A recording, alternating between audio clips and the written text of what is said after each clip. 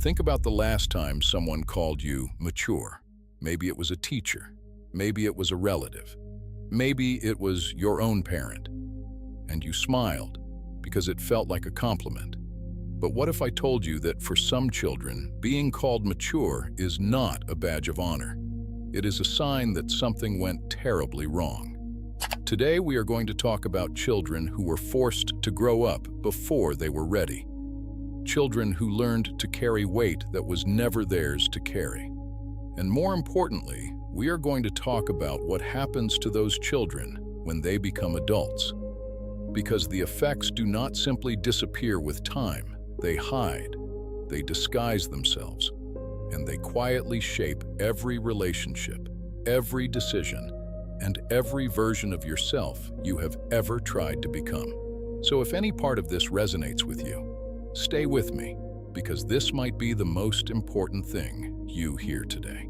There is a term in psychology called parentification. It happens when a child is placed in the role of the adult, not because they chose it, but because the adults around them could not show up. Maybe there was addiction in the home. Maybe there was constant conflict. Maybe there was just a heavy, suffocating silence that the child felt responsible for filling. And so the child adapts. They stop asking for things. They start managing things.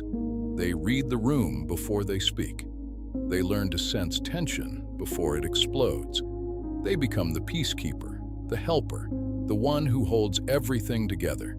And they do it so naturally, so quietly, that nobody ever stops to ask how they are doing. But here is what nobody tells you. When a child is forced to take on adult responsibilities, their brain actually changes. They develop something called hypervigilance, a constant state of alertness, always watching, always waiting for something to go wrong. And this does not simply turn off when they grow up. It follows them into classrooms, into friendships, into romantic relationships, into every quiet room where they should feel safe, but somehow never do. The child who grew up too fast becomes the adult who cannot ask for help, who finds it almost impossible to receive love without feeling like they owe something in return, who pushes people away not because they do not want connection, but because deep down, they genuinely do not believe they deserve to be taken care of. They become the friend who everyone calls when things fall apart, the partner who fixes everything but never admits when they themselves are breaking, the person who says, "I am fine," so automatically they have forgotten what it even feels like to not be fine. And one of the most painful parts of this is that they are often praised for it. You are so strong. You are so independent. You are so reliable. But what sounds like admiration is really just confirmation of a very old wound. The wound that says your worth comes from what you do for others, not from who you are. So what does healing actually look like for someone who grew up too fast? It does not look like becoming weak. It does not look like giving up your strength. It looks like finally giving yourself permission to have needs.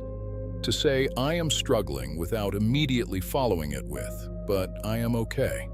To let someone take care of you without convincing yourself it will cost you something. It starts with something simple, but incredibly difficult: honesty.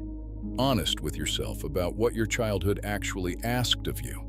Not to blame anyone, not to rewrite the past, but to finally stop pretending that carrying all of that weight had no effect on you.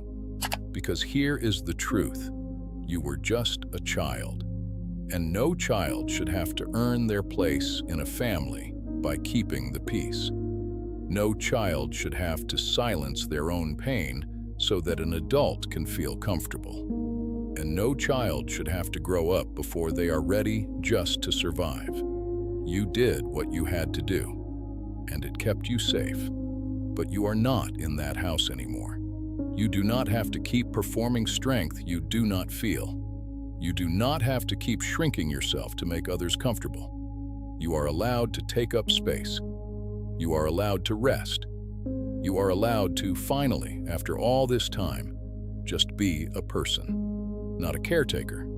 Not a fixer. Not the strong one. Just a person who is still learning, still healing, and still figuring out who they are when nobody needs anything from them.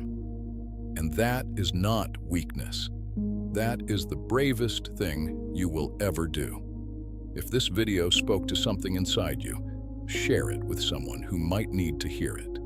And subscribe to Psytheric for more psychology videos that go beyond the surface and into the parts of ourselves we rarely talk about.